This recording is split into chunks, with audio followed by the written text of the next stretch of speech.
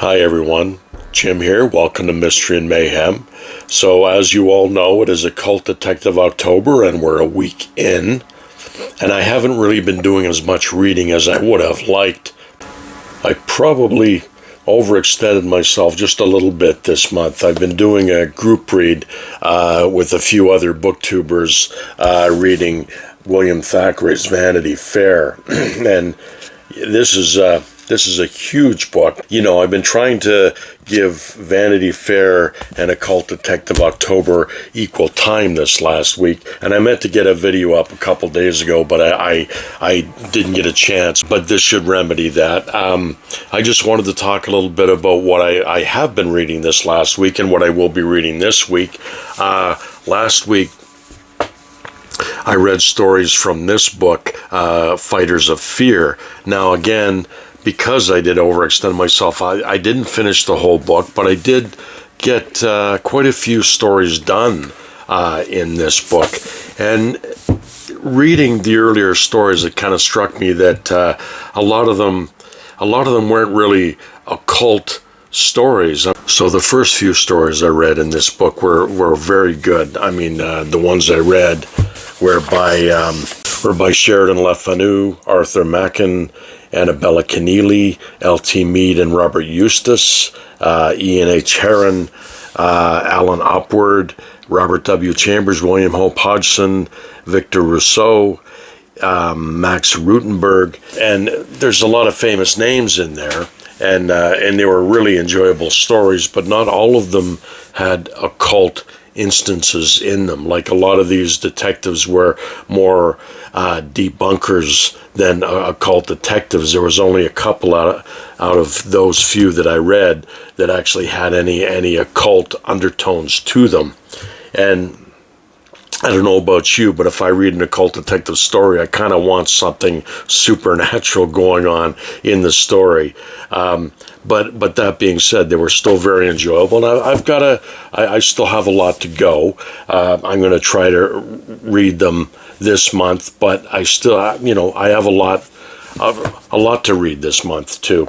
I read a couple stories from the Occult Detective magazine, Mythos Special number 2, and I really enjoy this magazine, and the stories are very enjoyable, and they're just unique and a lot of fun, and that's kind of highly recommended if you want some good stories, good occult detective stuff with some spooky elements to them. This is well worth picking up, and I still haven't found my Occult Detective number 10, but it's on my shelf somewhere.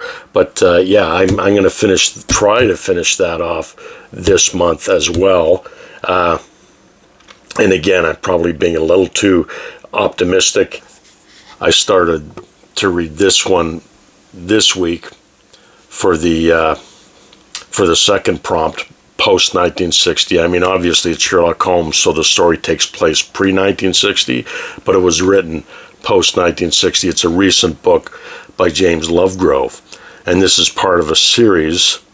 This one is called The Cthulhu Casebooks, Sherlock Holmes and the Highgate Horrors. Now, he's had 3 books in this series preceding this one, and I will show them to you. And he's done quite a few Sherlock Holmes pastiches for Titan Books, and I really enjoy James Lovegrove. They're really enjoyable books, and these are beautiful, beautiful copies. This is the Shadwell Shadows, and here we have the Miskatonic Monstrosities, and these are hardcovers, and they just have the, you know, those beautiful covers, which I love. Like they're so well done, very beautiful. And the third one in the series is Sherlock Holmes and the Sussex Sea Devils. So if you're a fan of Sherlock Holmes pastiches, these are highly recommended. I really enjoyed these, and it adds a supernatural element, which I know a lot of people don't like for Sherlock Holmes, but you know, I can kind of separate the canonical Sherlock Holmes as opposed to the, you know, pastiche Sherlock Holmes where anything can happen. You know, they're just a lot of fun. He also wrote for these were released for Christmas and they have supernatural undertones to them. And these are, again, beautiful books too. Sherlock Holmes and the Christmas Demon, again by James Lovegrove. And I think there's been only 3. There might be actually more to this series, but I only have 3 of them. Sherlock Holmes and the Beast of the Stapletons, and this is a sequel to Hound of the Baskervilles. And Sherlock Holmes and the 3 Winter Terrors. And these are just beautiful volumes and really a lot of fun to read. So yeah, that's probably Christmas time. I'm going to try to reread some of those, you know, if not all of them, come December. And of course we got Holmes is Where the Heart is coming up in February, so I'll be reading a lot of Sherlock Holmes pastiche and canonical stories that month as well. And we might have a few surprises coming up for February, but you know, I'll save that for another video. So yeah, I just wanted to give a quick update as to what I have been reading and what I will be reading. I finally have my 3rd book for week 3.